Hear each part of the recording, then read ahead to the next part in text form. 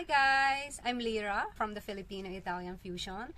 It is our family vlog at medyo bago lang siya. I'll be starting my vlog for today at ang masasabi ko lang ngayon, napapa-OMG ako kasi kagigising ko lang and it's already past 5 at medyo mahal yung tulog ko ngayon.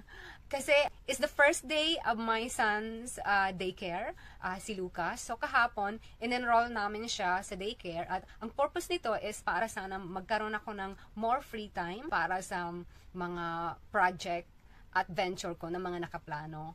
So medyo mahal siya at yun na nga, itinulog ko lang no ngayon, first day niya sa daycare. Pero di bali, babawi na lang ako next time. OMG. In about 10 minutes, pupuntahan ko na siya doon sa daycare, pipick upin ko na siya at isasama ko kayo papunta doon. So, medyo shocking lang at nakakapanghinayang na itinulog ko. Kasi naman, puyat ako. Si Lucas, nag-i-school na siya. So, half day yung school niya, so it's in the morning. So, in-enroll namin sa kanya na daycare is in the afternoon. Kanina, pagkahatid ko sa kanya sa school, tinawagan agad ako ng teacher to pick him up kasi may ubo daw si Lucas. So, kaninang umaga, bali, nandito lang talaga siya sa bahay, ako nagbantay sa kanya. So, wala akong naging spare time for my little business at yung mga projects ko pa na plinano. Ganon siya dito sa Amerika. Medyo mahal yung childcare. Hindi kagaya dyan sa Pilipinas na medyo mas mura siya. Tapos, pwede pang marami tayong parang mahingan ng tulong or makatulong sa atin, kagaya ng mga kamag-anak, kaibigan, o minsan pati kapitbahay natin, napapakisuyuan natin. So, dito, medyo hindi ganon. I'm a stay-at-home mom, pero hindi naman yung puro stay at home na siya lang talaga. Of course, mainly siya yung focus ko, kaya ako nag-stay at home. Pero, naggawa naman ako ng maliit na business na mapagkukuhanan ko ng income. At enough lang para makabayad kami ng bills at saka masustain yung aming simple living. Kasi naman, kararating lang namin dito sa Amerika noon. So, bago lang kami dito sa Amerika at medyo hindi pa ako nakaka-establish dito. Actually, within the month ng pagkarating ko dito, inabuntis ka agad ako. Pero okay lang naman yung, kasi kailan pa ako magpapabuntis kung matanda na ako. Sa ngayon, matanda na ako. So, kailan pa ako magpapabuntis kung marami na akong wrinkles, ganon. So medyo okay lang yon na importante na yon na nagkaanak ako. So, okay lang at nag-decide ako na mag-stay at home kasi, kumbaga yun ang pinili ko. Dahil dati naman, puro naman ako career. At this stage in my life, gusto ko naman i-prioritize. Yun na nga, yung anak ko, yung asawa ko, yung family ko. Pero ngayon, na nag-3 na si Lucas, gusto kong i-improve yung life ko as a mom. Lalo ngayon, it's the start of 2022. Medyo marami-rami ako mga naiplano. Maganda na rin kay Lucas na mapunta siya sa daycare kasi mas marami siyang kalaro doon at nakaka-interact siya ng mga bata. Although nag-i-school na siya, pero maganda na rin yun dahil lalo ngayon na it's winter, hindi naman siya nakakalabas. Hi guys! Ayan na. We're going to Lucas. Dala-dala ko yung stroller niya. It's just a few blocks from here. So we're walking.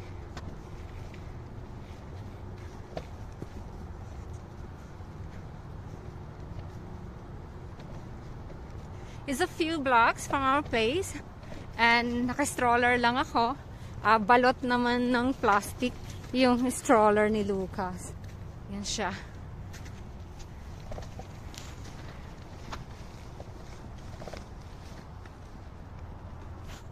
Maraming bahay dito, yung may mga flag. Few minutes. Dadating na tayo sa daycare ni Lucas. Ang cute ng mga bahay.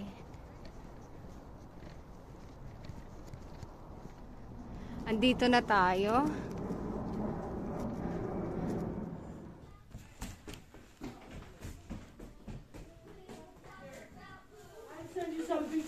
Thank you. Lucas is here. Okay, we're going down. Go down. Go down. Go.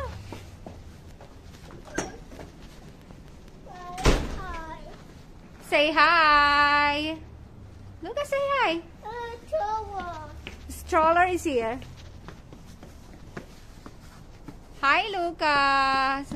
Are you tired? Hi. Lucas. Hello. Tired? Yeah. Okay. Okay. Come here. Come here. Hi. Come here. Hey. No, you don't want to be in the stroller? Come, let's go to the stroller. Let's go to the stroller, baby. What? You're playing with the snow? Come here. Ah. Ah, it's dirty. Is it dirty? The ice is dirty. Come here. Come here. Come here. So cool, yeah. So cold, the snow? Oh, wow. No. Snow. Come here. Come here, come here. No. Yeah, is it snow? Come here. Lucas. Oh no.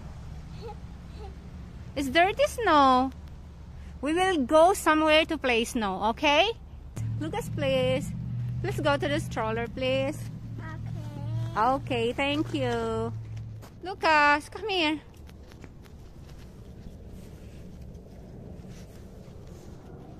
Come here, come here.